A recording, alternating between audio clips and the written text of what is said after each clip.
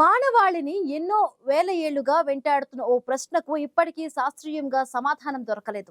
ప్రాచీన కాలం నుంచి నేటి ఆధునిక యుగం వరకు ఈ రహస్యాన్ని తెలుసుకునేందుకు అనేక ప్రయత్నాలు జరిగాయి. పురాణాలలో ఎన్నో చెబుతారు. హిందూ, ముస్లిం, క్రైస్తవం, బౌద్ధం ఇలా రకరకాల మతాలు ఈ ప్రశ్నకు రకరకాలుగా జవాబులు చెప్పాయి. తాత్వికులు సృష్టి రహస్యాన్ని అర్థం చేసుకునే ప్రయత్నంలో మరణానికి తమవైన నిర్వచనాలు తెలిపారు. మరణం తరువాత ఏమైపోతామనే ప్రశ్నకు సైన్స్ పరంగా చేసిన పరిశోధనలకు సరైన రుజువులు దొరకలేదు. మృత్యు ముఖంలోకి వెళ్లి వచ్చిన వారి నియర్ డెత్ అనుభవాలను రికార్డ్ చేశారు. ఆ ప్రకారం వారి మాటల ద్వారా మరణం తరువాత ఏమవుతుందో చెప్పే ప్రయత్నం చేశారు. మరణం గురించి లెక్కలేరని సిద్ధాంతాలు పుట్టుకొచ్చినా ఇప్పటికీ మనిషి సంతృప్తి కలిగించే శాస్త్రీయ సమాధానం మాత్రం దొరకలేదు. హిందువులు లైఫ్ సైన్స్ బుక్ అని నమ్మే భగవద్గీత జాతసిహి ధ్రువో మృత్యు అని చెబుతుంది. దీని అర్థం పుట్టిన వారికి మరణం తప్పనిసరి అని, మరణించిన వారికి జన్మము అనివార్యమని ఉంటుంది. నిజమే, మరణం తప్పదన్న విషయం అందరికీ తెలుసు. అది తిరుగులేని వాస్తవం. మళ్ళీ జన్మ సంగతి అటు ఉంచితే ఆ తర్వాత ఏం జరుగుతుందన్నది మాత్రం మనకు తెలియదు. చనిపోయిన తరువాత మరొక జీవితం ఉంటుందా? మరణం తరువాత మనం శాశ్వత స్థితిలోకి వెళ్ళిపోతామా, లేక కన్ను మూయగానే మన ఎగ్జిస్టెన్స్ కు పూర్తిగా ఫుల్ స్టాప్ పడుతుందా? ఈ ప్రశ్నలకు ఇప్పటికీ జవాబులు లేవు. కానీ మరణం తరువాత మరొక జీవితం ఏదో ఉందని మనిషి నమ్ముతాడు. 1,00,000 ఏళ్ల కిందటి సమాధుల్లో కూడా ఈ నమ్మకానికి ఆనవాళ్లు కనిపించాయి. ప్రాచీన కాలం నాటి సమాధుల్లో మృతదేహం పక్కన కొన్ని పరికరాలు, ఆభరణాలు, కొంత ఆహారం ప్యాక్ చేసి పెట్టిన దృశ్యాలు కనిపించాయి. చనిపోయిన తరువాత మనం ఎటో వెళతామని, ఆ వెళ్లే మరొక ప్రపంచంలో మనకు ఎదురయ్యే పూర్వీకులకు ఇవ్వటానికి అన్ని సమాధుల్లో పెట్టేవారని తవ్వకాల్లో లభించిన అవశేషాల ఆధారాలు చెబుతూ ఉన్నాయి. ఇక ప్రపంచ చరిత్రలో అత్యంత ప్రాచీనమైనదిగా చెబుతున్న ఈజిప్టు ప్రజల నమ్మకం ప్రకారం మరణాన్ని ఒక మలుపుగా చూశారు, అంతేగాని ముగింపుగా చూడలేదు.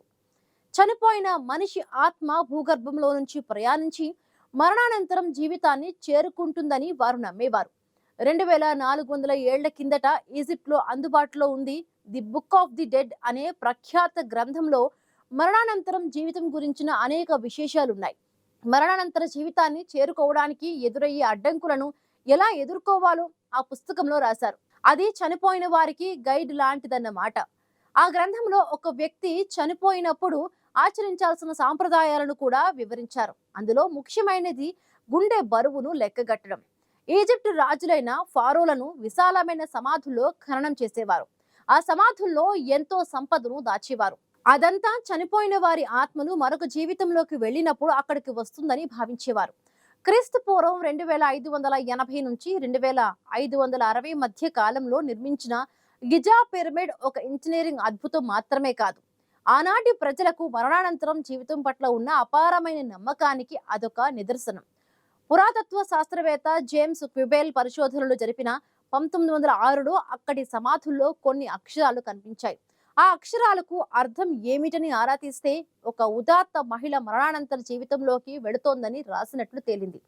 భయంకరమైన ప్రాణులను దాటుకొని సురక్షితంగా వెళ్లేందుకు ఆమె ఆత్మ జపించాల్సిన మంత్రాలను కూడా అక్కడ చెక్కారు. దీన్ని బట్టి ప్రాచీన ఈజిప్టు ప్రజలు మరణానంతర జీవితాన్ని ఎంతో బలంగా నమ్మారో అర్థమవుతోంది. హిందువుల పునర్జన్మ సిద్ధాంతం, జీవితం, జనన మరణాల సంక్రమణం అన్నది హిందువుల నమ్మకం. పుట్టడం, గిట్టడం, మళ్ళీ పుట్టడం, మళ్ళీ గిట్టడం, ఇలా నిరంతరం ఇది చక్రంలా తిరుగుతూనే ఉంటుంది.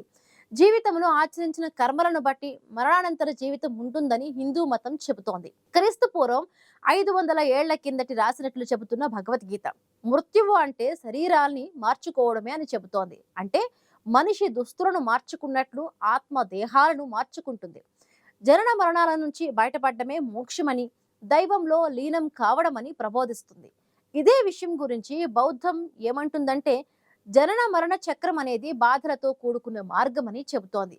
ఆత్మ శాశ్వతమనే భావనను బౌద్ధం అంగీకరించదు, కానీ కర్మలతో ప్రభావితమైన అంతఃకరణ కొనసాగుతుందని చెబుతోంది. సిద్ధార్థ గౌతముడు క్రీస్తు పూర్వం 6వ శతాబ్దంలో బుద్ధుడిగా మారిన తరువాత నిర్వాణం అంటే ఏమిటో చెప్పారు. కోరికలు, దుఃఖంతో కూడుకున్న సంసార యాత్ర నుంచి పూర్తిగా విముక్తి పొందడమే నిర్వాణమని ప్రవచించాడు. అదే మనిషి అంతిమ లక్ష్యమని బోధించాడు. టిబెటియన్ బౌద్ధ మతం పునర్జన్మలను బలంగా విశ్వసిస్తుంది. దలైలామాలు మళ్లీ జన్మిస్తారని అక్కడి బౌద్ధులు చెబుతారు. 14వ శతాబ్దం నుంచి ఈ సాంప్రదాయం కొనసాగుతోంది. వారి నమ్మకం ప్రకారం చనిపోయిన దలైలామా కొంతకాలానికి మళ్లీ పుడతారు. అలా దలైలామాగా పుట్టింది ఎవరని గుర్తించడానికి వారు కొన్ని నియమ నిబంధనలను పాటిస్తారు. అలా గుర్తించిన బాలుడిని రింపోచి అని పిలుచుకుంటారు. పెరిగి పెద్దయ్యాక అతడే బౌద్ధ మత గురువు దలైలామా అవుతాడు. దలైలామా అంటే జ్ఞాన సముద్రం అని అర్థం. చనిపోయిన వాళ్ళు ఉండే లోకం. ఒక మనిషి చనిపోయాక అతడి ఆత్మ మానవాతి లోకంలోకి ప్రయాణిస్తుందని ప్రాచీన రోమన్లు నమ్మేవారు. ఆ మానవాతీత లోకంలో ఆత్మలు దైవ విచారణను ఎదుర్కొంటాయి. మంచి పనులు చేసిన ఆత్మలు ఎలీషియన్ అనబడే స్వర్గ లోకానికి చేరుకుంటాయి. అక్కడ అవి శాశ్వతంగా విశ్రాంతి తీసుకుంటాయి. తప్పుడు కర్మలు ఆచరించిన వాళ్ళు మళ్ళీ ఈ భౌతిక ప్రపంచంలోనే ఏదో జీవిగా జన్మించి కష్టాలు దుఃఖాలు అనుభవించాల్సిందే. అసలు మనిషి చనిపోయిన తరువాత అంత్యక్రియలు జరిపే సాంప్రదాయం ఎలా మొదలైందన్నది ఆసక్తికరంగా ఉంటుంది. చరిత్రలో రికార్డైన సమాచారం ప్రకారం క్రీస్తు పూర్వం 490వ సంవత్సరంలో మొదటిసారిగా చనిపోయిన వ్యక్తికి అంత్యక్రియలు జరిగాయని చెబుతారు. అప్పటి నుంచి చనిపోయిన వ్యక్తి ఆత్మ అతీత లోకానికి సవ్యంగా ప్రయాణించాలంటే అంత్యక్రియలు పద్ధతి ప్రకారం చేయాలనే నమ్మకం మానవ సమాజంలో బలపడింది. పరిశీలించి చూస్తే ప్రతి దేశంలోనూ చనిపోయిన వారిని భూమిలో కలిపేయడం మనం చూస్తుంటాం. కొన్ని చోట్ల పశు పక్షాదులకు సమర్పించే మరి కొన్ని చోట్ల అగ్నికి ఆహుతి చేస్తారు. ఇస్లాం, క్రైస్తవ, హిందూ మతాలు స్వర్గం, నరకం నిజంగానే ఉన్నాయని విశ్వసిస్తాయి. చనిపోయిన తరువాత ఆత్మలకు పరీక్షలు ఉంటాయని, అందులో పాస్ అయితేనే దేవుడితో ఉండే స్వర్గానికి, లేదంటే శిక్షలు అమలు చేసే నరకానికి పంపిస్తారని చెబుతారు. హిందువులు గాఢంగా విశ్వసించే గరుడ పురాణం కూడా అలాంటిదే. అందులో మనిషి మరణం తరువాత జరిగే ప్రతిదీ క్షుణ్ణంగా వివరించారు. చేసిన పాపాలకు ఎలాంటి శిక్షలు ఉంటాయో వివరిస్తుంది. ముస్లింలు పవిత్రంగా భావించే ఖురాన్లోను మరణం తరువాత చేసిన మంచి చెడులకు ఫలితాలు ఏ విధంగా ఉంటాయనేది చెబుతారు. మంచి చేసిన ఆత్మను శాశ్వత శాంతి, సంతోషం ఉండే జన్నత్కు చేరుకుంటాయి. తప్పు చేసి చనిపోయిన వారు జహనాం వెళ్తారని చెబుతోంది. 7వ శతాబ్దం నాటి ఈ మత గ్రంథం భూమి మీద మనిషి జీవితాన్ని బట్టే అతడు లేదా ఆమె మరణానంతరం జీవితం ఉంటుందని చెబుతుంది. ఇంతకీ ఈ సందేహాలకు 2025 నాటి సైన్స్ ఏం చెబుతోంది? ప్రాణ స్పృహకు ముగింపే మరణం అంటోంది సైన్స్. శాస్త్రవేత్తలు మరణాన్ని జీవ సంబంధ విషయంగానే చూస్తున్నారు. సైన్స్ ప్రకారం మెదడు తలుపులు పూర్తిగా మూసుకుపోవడమే మరణం. అయితే నియర్ డెత్ ఎక్స్పీరియన్స్ ఎన్డీఈ కాన్సెప్ట్ అంటూ ఒకటి ఉంది. ఎన్డీఈ అంటే సాధారణ భాషలో చెప్పాలంటే చావు నోట్లో తలపెట్టి బయటపడ్డం అన్నమాట. ఇలాంటివి ప్రతి దేశంలో అరుదుగా జరుగుతూ ఉంటాయి.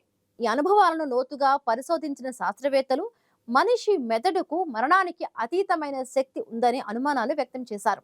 2014లో డాక్టర్ శామ్ పార్నియా నేతృత్వంలోని ఓ బృందం వైద్యపరంగా చనిపోయినట్లు నిర్ధారించిన వారిపై పరిశోధనలు చేసింది. ఆ పరిశోధనలో విచిత్రమైన అంశాలు వెలుగు చూశాయి. వైద్యపరంగా చనిపోయినట్లుగా నిర్ధారించిన తరువాత ప్రాణాలతో బయటపడిన అలాంటి వ్యక్తులు కొందరు తమ శరీరాల మీదన తేలుతూ ఉన్నామని చెప్పారు.